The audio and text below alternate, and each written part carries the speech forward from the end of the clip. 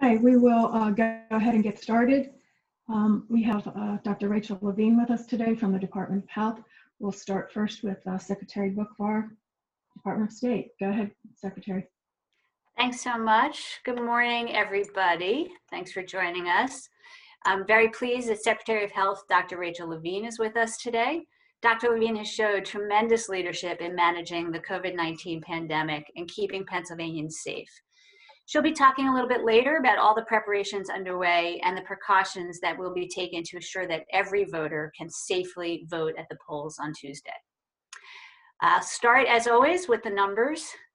So voter registration numbers, these should be pretty close to final at this point, though I think we still have a couple of counties still to certify, but pretty close to final. So total to date, voter registration numbers, 9,082,139. Of those, 4,228,978 are Democratic, 3,542,420 are Republican, 911,488 are independent, and 399,253 are other.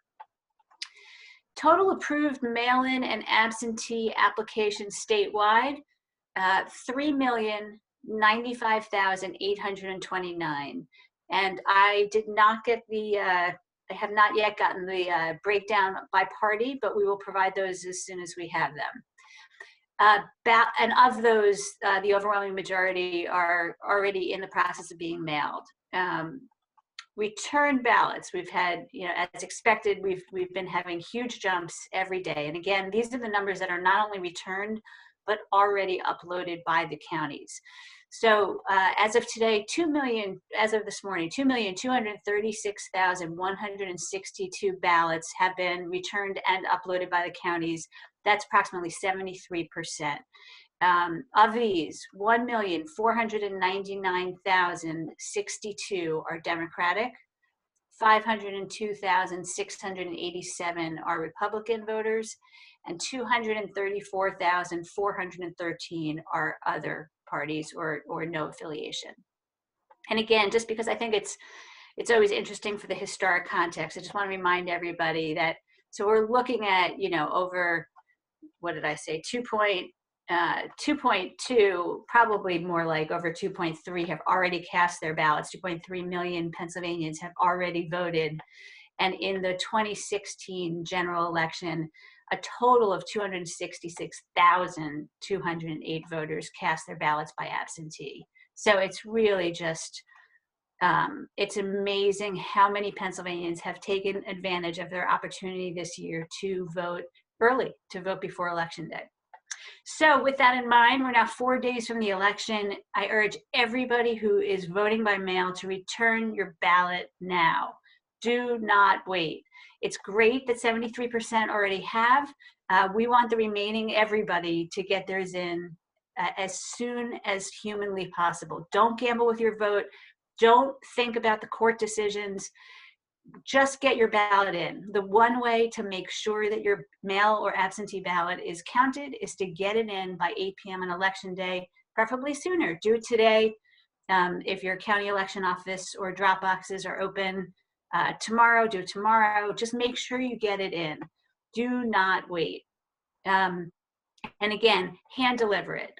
Don't put it in the mail at this point. This is, far too late at this point to trust something as sacred as your fundamental right to vote to the mail. We all know there are mail delays. I don't want anybody losing their opportunity because they put it in the mail.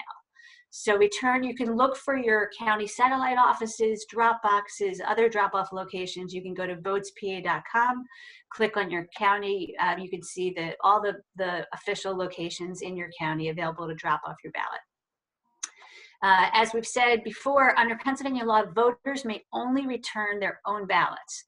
So the only exceptions for this are voters with a disability who have designated an agent to deliver it for them. And there's a form available on votespa.com to do that. Or voters who have had to apply for an emergency absentee ballot because they found themselves in a circumstance now where they can't vote on election day from illness or some such, and they need to apply for an emergency absentee ballot. Those folks can also designate an agent for delivery. And again, you could find all that information out on votespa.com. Please don't return a naked ballot. Make sure it's dressed in both the inner white secrecy envelope that says official ballot, and then put the inner white secrecy envelope in the outer envelope. Make sure you sign the outside of the outer envelope. If a voter realizes, by the way, that they may have done something wrong, let's say they forgot to sign their envelope and they get a notification, or if they find out, say, election morning from a notification that they've returned a naked ballot, they can vote by provisional ballot at their polling place on election day. Yesterday, Department of Health and Department of State released a statement, and Department of State updated our guidance related to poll watchers and authorized representatives to specify that they must comply with the Pennsylvania COVID-19 orders and requirements. So any poll watcher or authorized representative who refuses to wear a mask will be asked to leave the polling place, and I should say mask or face covering. Will be asked to leave the polling place or the pre-canvass or canvass, and if they refuse to comply. The candidate, party, or political body, of course, will have the opportunity to replace that removed poll watcher or representative with someone who will wear a face covering. And there are some exceptions, and you can look at the orders to find out about those. Poll watchers and representatives also must maintain social distancing practices and protocols as well. All this updated guidance is available on our website. I want to urge all of you, the members of the media, I hope you all attend the briefing at 2:30 this afternoon on our new election night's returns website and our supplemental page. So the supplemental page, I think I talked about this a little bit a couple days ago. It will provide detailed information of votes, and not only showing what has been counted, which will be on our main ENR reporting site, but also show what remains to be counted. And this will be broken down by county so you can track what has been counted and what hasn't been counted. If you haven't already, you can email your RSVP for that briefing to maybe somebody, Department of State, if you can put it in the chat, that would be great, the RSVP. I think you're going to find the briefing useful, help you plan for your election night coverage. And I'll just say, if there are any voters who need assistance, including language translation, or anybody experiencing a problem voting, or questions at the polls or on election day, they should call our hotline, 877-VOTES-PA, or visit votespa.com. And if they call 877-VOTES-PA, they can get translation into any number of languages if they're not English proficient. And now I'd love to introduce Dr. Levine to talk about voting at the polls during COVID, and then we'll take your questions. Thanks so much. Dr. Levine?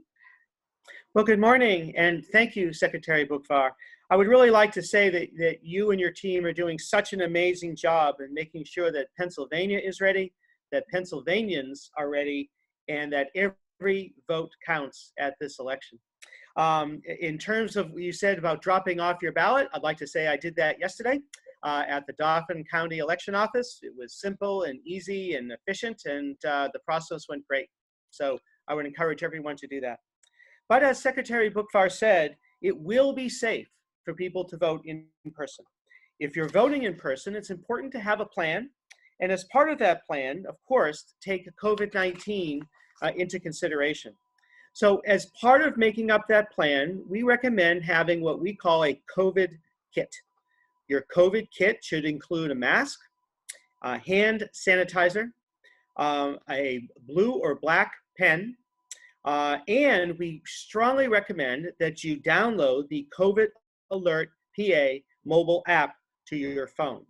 We have now almost 400,000 people in Pennsylvania that has downloaded that app, and it's a fantastic way for people to find out if potentially, either in any event, that they have been exposed to COVID-19. Polling stations are taking precautions to make sure that you're safe, and Secretary Bookvar went over those. You will be asked to stay 6 feet apart when waiting in line and voting. you will need to wear a mask when you are waiting in line and voting.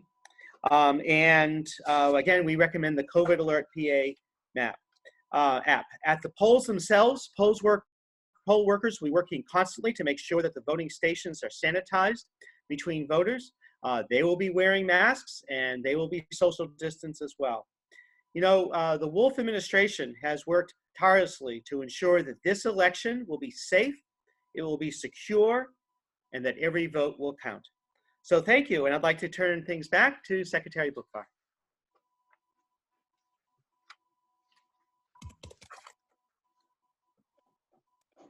Thank you, Dr. Levine.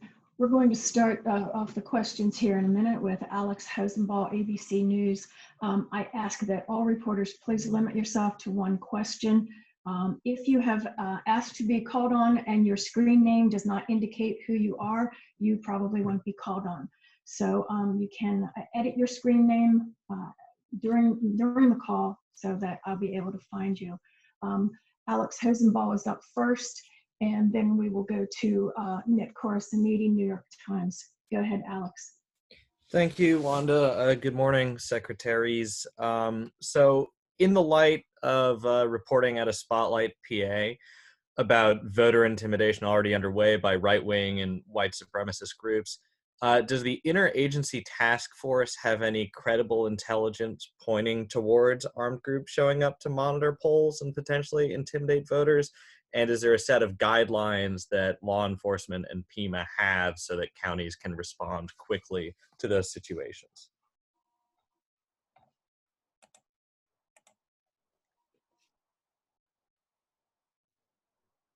Sorry, I was muted. Thank you, Dr. Levine, for your remarks. As we've talked about before, our interagency group and individually and collectively are monitoring and sharing information on this. And so far, there's not been anything reported that's been of immediate concern. But this is a constant monitoring and constant preparing for the worst and hoping that none of it comes to pass. But so far, there's nothing at this point. thank you, Secretary. We will go to Nick Corasaniti from the New York Times, and next up will be Jonathan Lai from the Inquirer. Go ahead, Nick. Thanks, Wanda, and thank you, Secretary, as always, for doing these.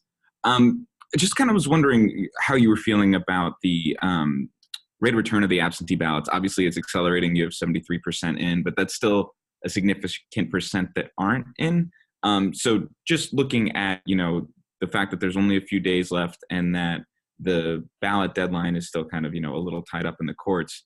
How much do you anticipate to fully come in, and, what kind of possible other options are there for voters who, might be a little concerned of that, about just everything that's going on?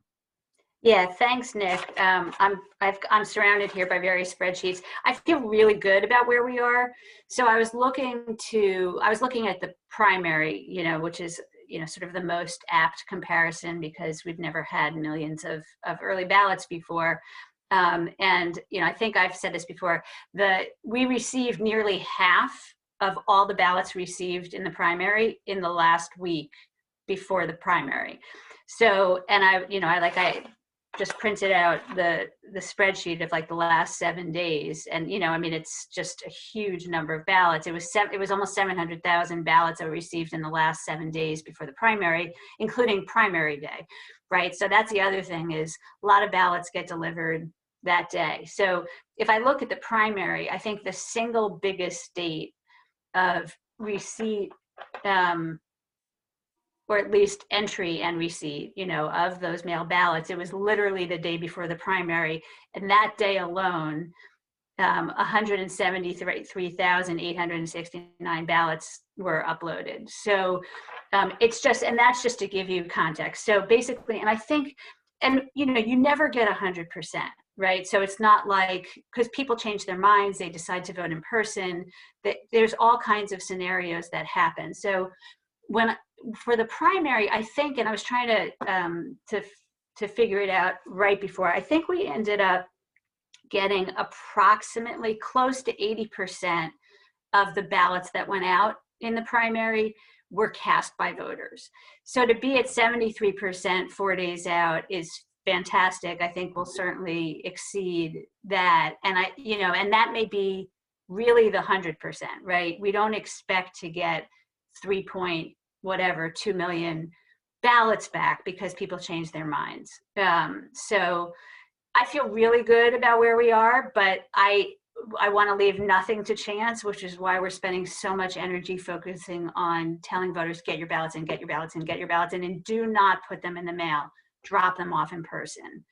And again, and Nick, and also, again, the counties, there's a lag time. So even though 73% are loaded into the system, counties have trays of ballots. They're getting, tens of thousands, if not, tens of thousands in some counties every day. And so there's just a bit of a delay. So I feel like we are way ahead of where we were at this point before the primary. I feel really good about it, but nobody should rely on that, and everybody just needs to get their ballot in today. Thank you.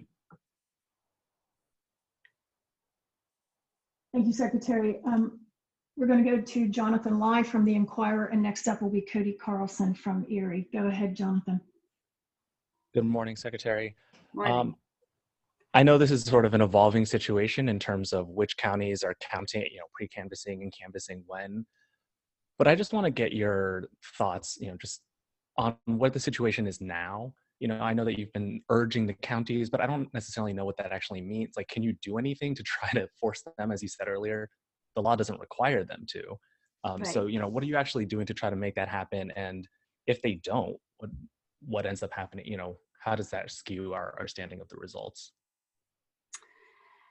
So I think, there's approximately 7 counties right now that are talking about not canvassing the mail-in ballots on election day. And most of them are quite small. I think there's, Cumberland County is Cumberland County is the largest. What is that going to look like? We are directly reaching out to the counties that are being indicated as not planning to count.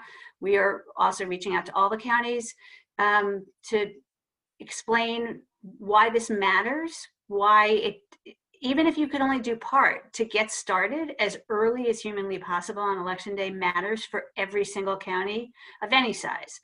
But certainly the more mail-in and absentee ballots they have, the more it matters. So, I was looking, I know that some counties, allege that they didn't have resources. So I asked for a counting of the federal grants that became available early this year. And, of the 7 counties identified, 4 of them have not sought any of the federal grants that they've been told many times that they have available, that are sitting in accounts by the Department of State, waiting to be distributed to them. Hundreds of thousands of dollars have not been sought by 4 of the counties. 5 of the counties have not sought anything under one of the 2 grants, and again, 4 have not sought anything under either of the grants. In addition, I will say I did confirm this morning that the private foundation grants from the Center for Tech and Civic Life, they have specifically stated as of this morning that counties that wish to still apply, even if they missed their deadline for the initial round of election administration grants, that CTCL will provide funding to counties to allow them to start pre-canvassing their ballots on election day. So, and I believe that none of these 7 applied. I think that's right. I believe none of them applied for the CTCL grants, which, by the way, were granted. My understanding is every single county in the entire country who applied got at least something from them. So I am urging all the counties to start on election day. We've got the federal funds sitting in account. We've got private foundations saying they're ready to grant funds. I'm going to send a link. I just got the link this morning to remind the counties that they could click there for the private foundation funding, and going to highly urge that it happen. All right, we'll go to Cody Carlson from Erie and then to Kelly Mena from CNN. Go ahead, Cody. Good morning, Secretary Bookvar, Secretary Levine. Thank you so much again. Secretary Bookvar, we've been hearing a lot of questions surrounding poll watchers for this election. I think there's maybe even some confusion about what they are allowed to do and what they're not allowed to do. Could you just kind of go over, the definition of poll watchers, any power that they might have, what they're able to do, what they're able to not do on election day? Sure. And Cody, there's, thank you, Dan. So Dan from our comms office just posted the guidance, which is on our website, in the chat. So I urge you to look at that because it gives, sort of the whole picture. But basically, poll watchers are appointed, they're nominated by the party or the candidate, and then they're issued official credentials by the county. So that might look like a certificate, or some might have a lanyard, but it's an official certificate that designates that person as a poll watcher for that candidate, for that precinct. And then they can be used in other precincts as well, under certain circumstances. So, and what they can or can't do, basically poll watchers, back in the day when absentee ballots were counted, there were more things that they could do with regard to absentee voters, but basically now there's not. So absentee ballots are no longer counted at the precincts. So on election day, basically they can, you've probably heard, they can look when there's not voters waiting in line. They can check to see the list of the numbered list of voters, to see who's voted. Like sometimes, oftentimes they're there because they're tracking who's voted, who hasn't voted, and then they give that information to their party or their candidate, who are calling voters to get them out. Like that's oftentimes what their roles have been. They can challenge a voter on very limited grounds. So if Jonathan Marks steps up into my precinct, my polling place, and says, I'm Kathy Bookvar and I'm here to vote, please, Jonathan, don't do that because I already cast my ballot. And then a poll watcher could say, that's not Kathy Bookvar, and I challenge her right to vote. But really, identity and residency, I think, are the only two things that challenges can be based on, and it has to be a good faith basis for making that challenge, and they have to post $10. And then, of course, Jonathan would have the ability to bring in somebody else who would say, no, this is Kathy Bookvar, and I confirm that's who that is. So you can correct it right there and then. But aside from that, there's really not much else. Jonathan, Deputy Secretary Marks, I don't know if there's anything you want to add about what they and really they can't do anything. They can't electioneer in polling place. They can't talk to voters and ask them for documentation. They can't intimidate anybody. They can't interact or interfere with the voting process. Jonathan, anything you want to add? Yep. Jonathan, you're muted.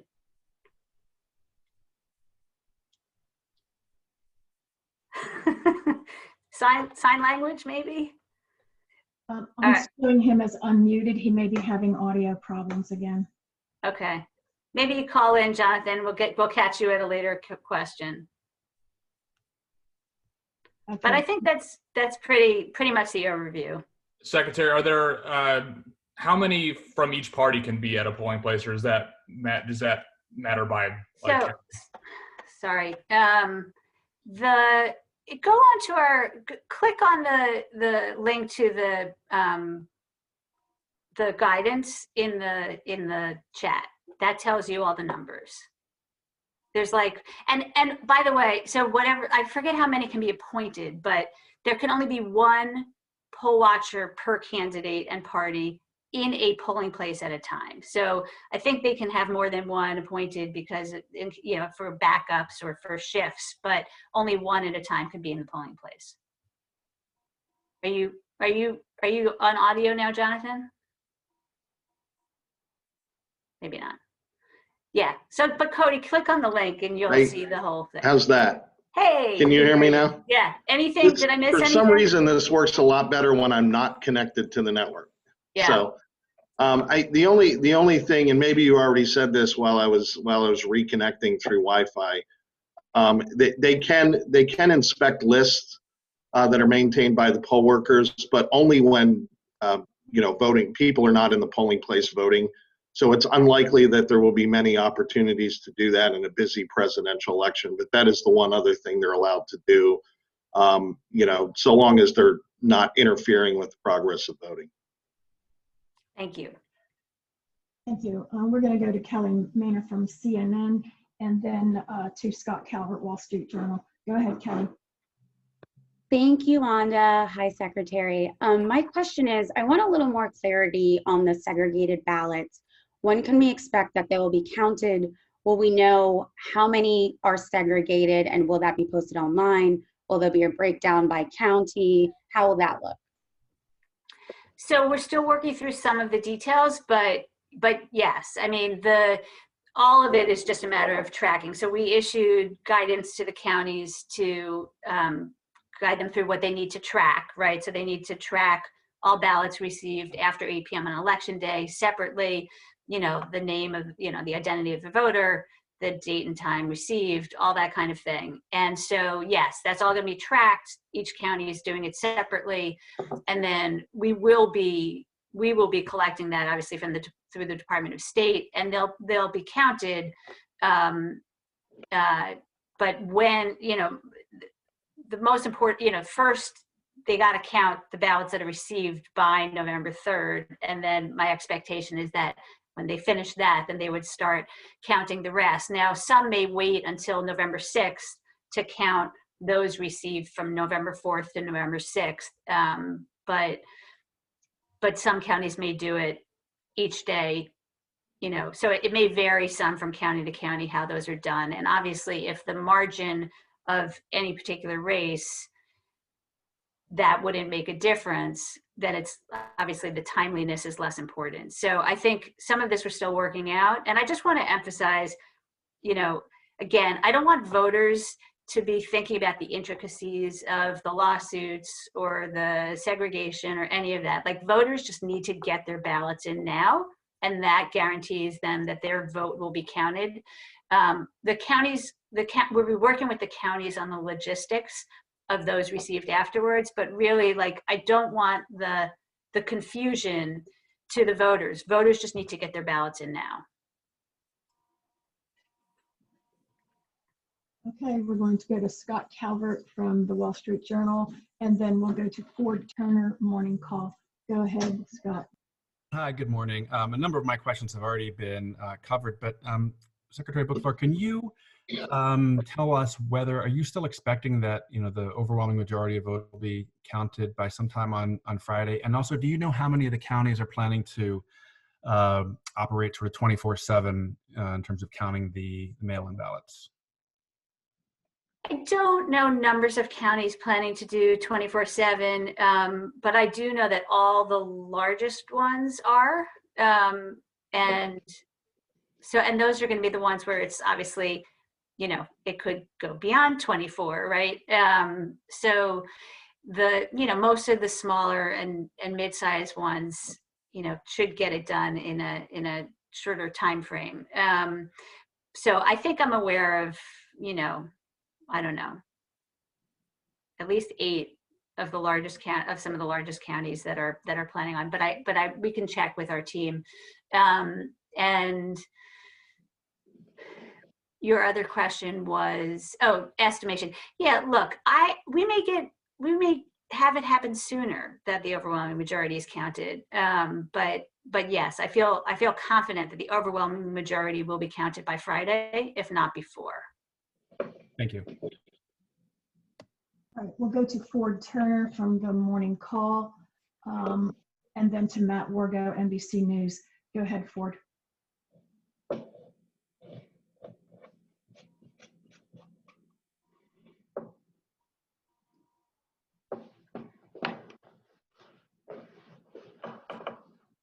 Ford Turner, you are unmuted. Can you hear us?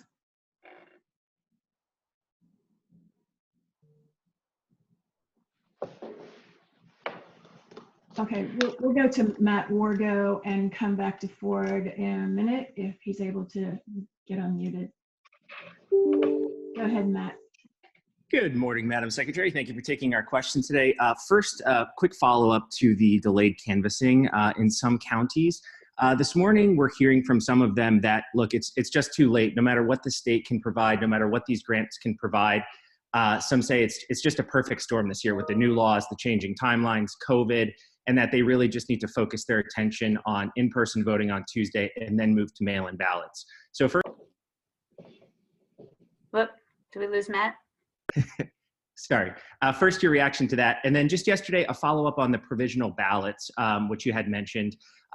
Is there any movement in terms of making sure counties are more prepared? Are we expecting to see a possible surge of people coming in and voting provisionally come Tuesday? Thank you. Sure. Look, I'm still going to continue to urge every county to start pre-canvassing their ballots on election day. I don't think it's too late. Some of them, it seemed to be a matter of finding a large enough room. I think there's a way to make it happen. And again, just getting it started, I mean, is a huge part of the process here. But I'm just going to say again, like, this is why the legislature should have passed the pre-canvassing bill. We've been saying all along, yeah, it's great that they could start at 7 a.m. on election day instead of 8 p.m., but this is the county's busiest day of the year. I mean, that's why it matters. That's why we asked for 3 weeks of pre-canvassing, because for the larger counties in particular, it allows them to spread out and have several public meetings. So they could have pre-canvassed, the initial ballots received first, and then the next round of ballots. That is effective election administration, and that's what 46 states across the country have, and we are one of the rare states that somehow did not find a way to pass this law that's good for every voter, that's good for every county, it's good for our nation as a whole, and should have happened, but didn't. And the governor and I have done everything we possibly can to make this happen, but the legislature did not do so. So, having said that, I will continue to urge every county to start to start on election day. Your second question was, I already forgot now. I'm sorry, Matt.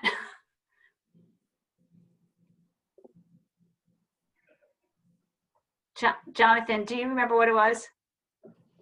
I think the question was about whether you expected to see a surge in provisional ballots.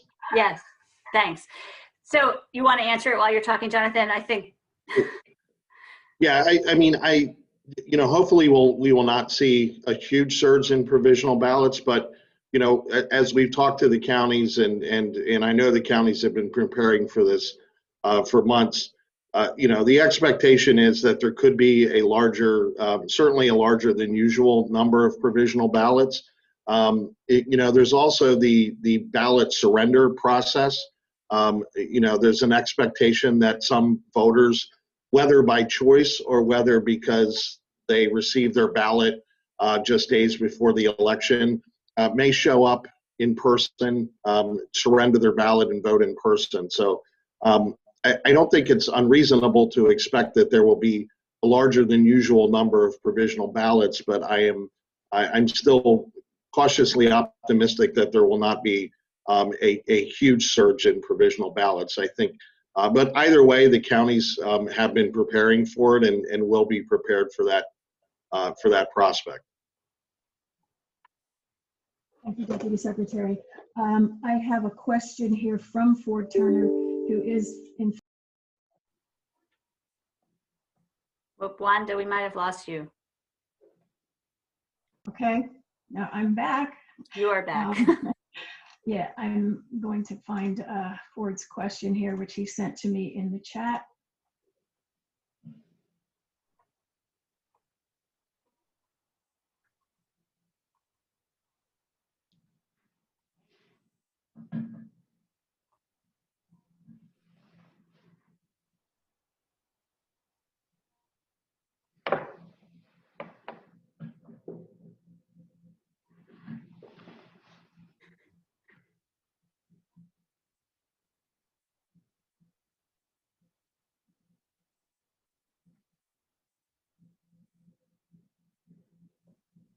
Oh, Okay, I'm sorry. Here's the question. This is Ford Turner.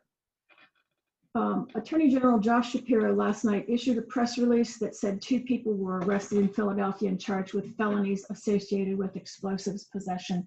Can you give us an update or more detail on security at polling places in Philadelphia and any precautions you are preparing in other cities like Allentown? so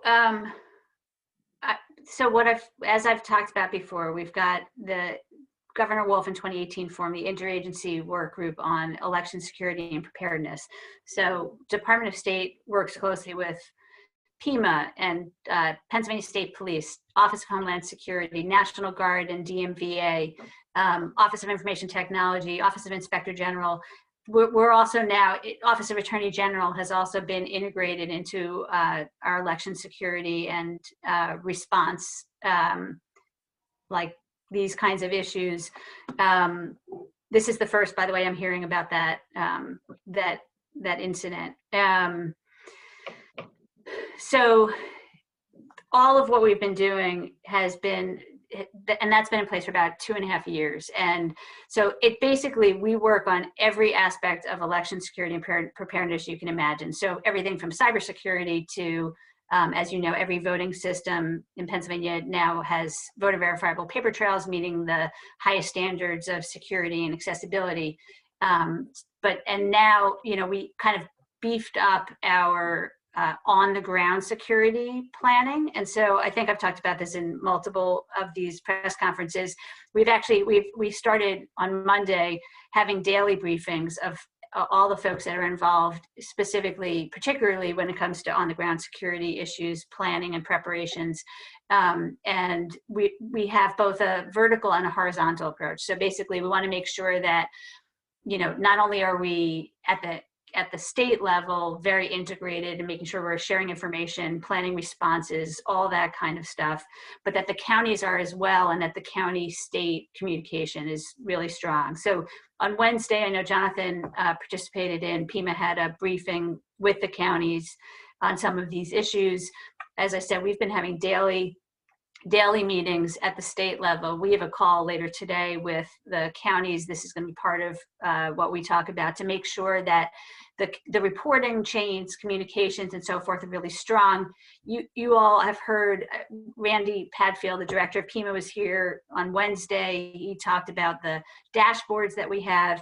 And I should mention, that at the state level, which makes sure that the county election directors, the emergency management folks at the county level, law enforcement, are all able to track and share information and then plan responses. And we also have that at the federal level. So there's federal dashboards. So I'm tracking throughout the days, what's happening in states across the country. I'm in touch with secretaries of state across the country. So and Department of Homeland Security, the federal level, FBI, many others are all connected to make sure that we have integrated communications, collaborations, and response. So, we're going to be making sure that anything we hear of, not only, obviously we want to work to prevent anything, but then if there's incidents, as I said, voters or anybody else can report them to 877 Votes PA. They should also report to their county district attorney, law enforcement, and then there'll be this integrated approach. And, one of the things that I've been focused on, and many of you have heard me say this, is, not only to obviously respond to incidents, but also make sure that we're working to diffuse tensions, because tensions are so high this year. So that's an overview. Thank you, Secretary. We'll go to Derek Hawkins from the Washington Post, and then we'll wrap it up with Teresa Bakel, York Daily Record. Go ahead, Derek. Thank you, guys. There's quite a bit of concern right now about mail-in absentee ballots in Butler County. Sounds like some may have gone missing. There were some Postal Service problems, possibly. A lot of confusion, and the rate of return is very low in that county compared to the rest of the state. Do you have any updates on what's going on there and how you remedy that situation? So the county has instructed voters, and this is absolutely right, like voters who have not received their ballots should immediately go to the County Board of Elections, and they'll get issued a replacement ballot. You know, they can do it, they can be issued it while they're there, because they've already, you know, they all met the application deadline. So there's not a deadline issue. They can go to the county board of elections, get their ballots, fill them out while they're there and cast them, and not wait and worry about the mail. And of course, every voter also can vote by provisional ballot on election day in their polling place. Jonathan, you want to talk some about, I know you've spoken to the Postal Service and to the county, and you want to just talk about what else? Sure. I spoke to both U.S. Postal Service and the election director in Butler County yesterday, and I'm actually going to be following up with the election director in Butler County after this call.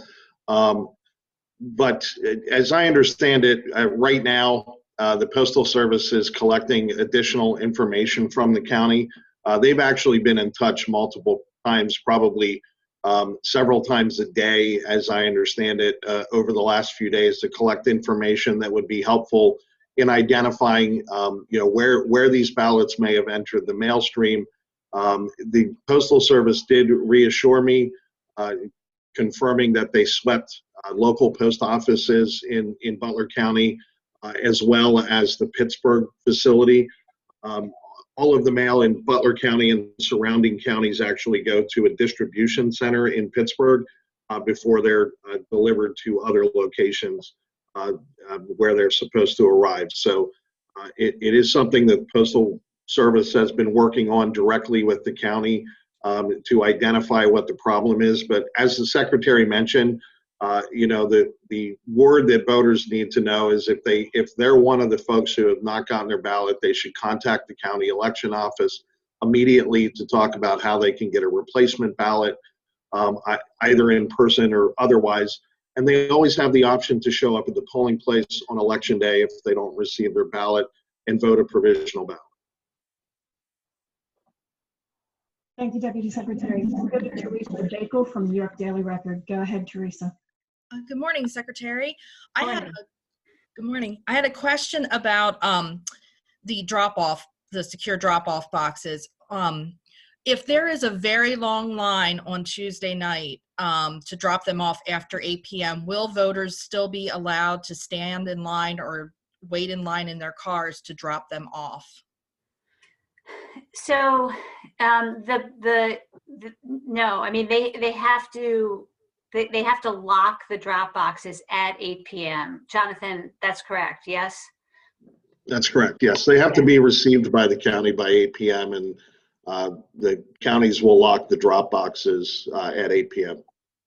So I really urge voters, you know, and, you know, again, you can go to votespa.com to see all the different locations available in your county, but it's why you shouldn't wait. Don't wait till election day.